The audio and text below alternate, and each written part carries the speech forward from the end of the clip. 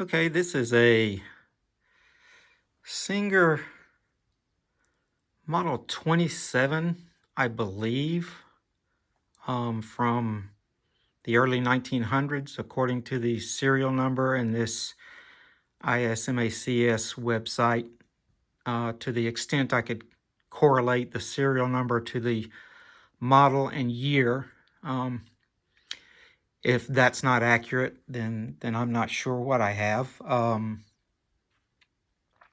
the decals are pretty much worn. I found this at a thrift store. It had the belt with it, but it was disconnected, so I was able to cut off about 6 millimeters off one end and get the hook back into a new hole in the other end and get it connected. After all the slipping and sliding, I do not at the moment have a bobbin case, shuttle, whatever the term is, or bobbins for it. I have one bobbin, but it seems like maybe this is not, maybe this bobbin, the reason it's even still here with this stuff is it's a little too short. So having to research that and see what I need there.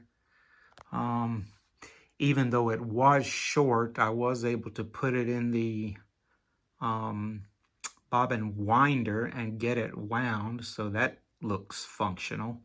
The whole thing is functional except for the sewing part. I'm not 100% sure on that at the moment.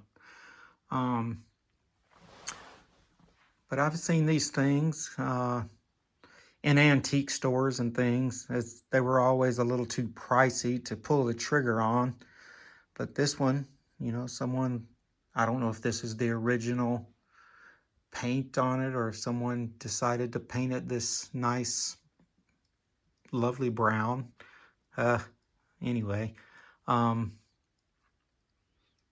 other than the decals and the bobbin issue, it's appears to be a functioning machine. I mean, let's see, I get the treadle going here.